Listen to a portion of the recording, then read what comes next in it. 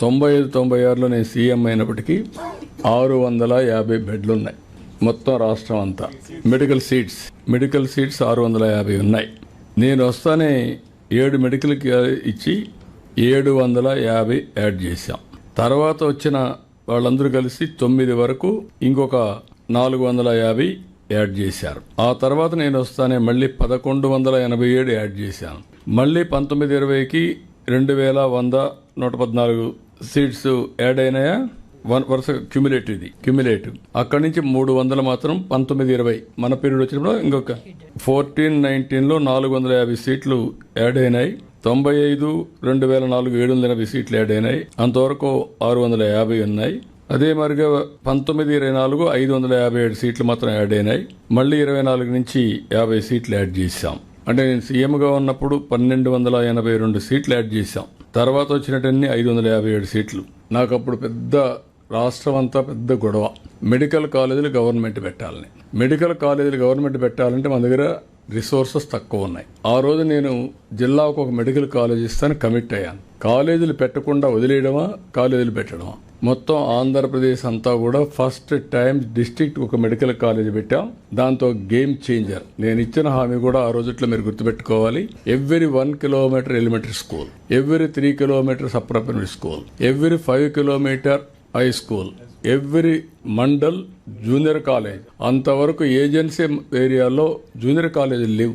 All junior colleges combined Andhra Pradesh వచ్చింది. అప్పట్లోనే అన్నిటి దగ్గర వచ్చింది. Every revenue division engineering college, every district medical college. అక్కడి నుంచి స్టార్ట్ అయ్యాం. ఇప్పుడు వీళ్ళు చెప్పేది ఏం మాట్లాడుతున్నారంటే 10 మెడికల్ కాలేజీలు ఇచ్చామని. 10 మెడికల్ కాలేజీలు ఇస్తే 4,955 కోట్లు ఖర్చు అవుతుంది. వీళ్ళు ఖర్చు పెట్టింది 31/3/2024కి 456 కోట్లు. ఇంకా కావాల్సింది 4,500 కోట్లు కావాలి. 5% ఖర్చు పెట్టారు. అన్ని హాస్పిటల్ ఖర్చు పెట్టి హాస్పిటల్ రాజశేఖర బొమ్మలు పెట్టారు సార్. ఖర్చు పెట్టి ఇవన్నీ కూడా అది అయిన తర్వాత మీరు చూస్తే నేను వచ్చిన తర్వాత 512 కోట్లు ఖర్చు పెట్టాం. ఇప్పుడు కూడా 3,987 కోట్లు, 4,000 కోట్లు కావాలి. రెండోది ఎవ్రీ ఇయర్ 1,500 కోట్లు కావాలి. 10 కాలేజీలకి 150 కోట్లు చొప్పున 1,500 కోట్లు కావాలి. 1,500 కోట్లు ఎవ్రీ ఇయర్ ప్లస్ ఇప్పుడు 5,000 కోట్లు అంటే 2,000 కోట్ల రూపాయలు, ఒక 4,000 కోట్లు ఖర్చు పెట్టాలి. ఇవన్నీ ఖర్చు పెట్టిన తర్వాత వాట్ ఈస్ ది బెనిఫిట్ అని మీరు చూస్తే governor quota 50%, management quota 30%, 15% NRI quota, అది సెల్ఫ్ ఫైనాన్సింగ్ స్కీమ్. ఇప్పుడు కూడా ఇక్కడికి వచ్చినప్పుడు 50% convenor quota, 15% government of India quota, 50% తగ్గలేదు. That is free. వాళ్ళు పెట్టినప్పుడు అదే ఉంది. Seats are same. Government additional expenditure పెట్టాలి. రెండోది పీపీపీ మోడల్.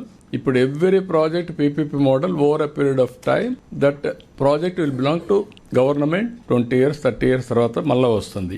రెండోది క్వాలిటీ ఆఫ్ ఎడ్యుకేషన్ బెటర్గా ఉంటుంది. పేషెంట్స్ కూడా ఆల్ గవర్నమెంట్ హాస్పిటల్స్లో ఏ ట్రీట్మెంట్ ఉందో అదే ట్రీట్మెంట్ ఇచ్చాం. ఇది ఇస్తే దీన్ని కావాలని రాజకీయం చేసే పరిస్థితి వస్తున్నారు. ఏదేమైనా రాజకీయాలు ఉంటాయి. రాజకీయాలు మేము ఫేస్ చేస్తాం. దాన్ని ఎగ్జిక్యూట్ చేసేది మీరు చేయాల్సిందిగా నేను కోరుతున్నా.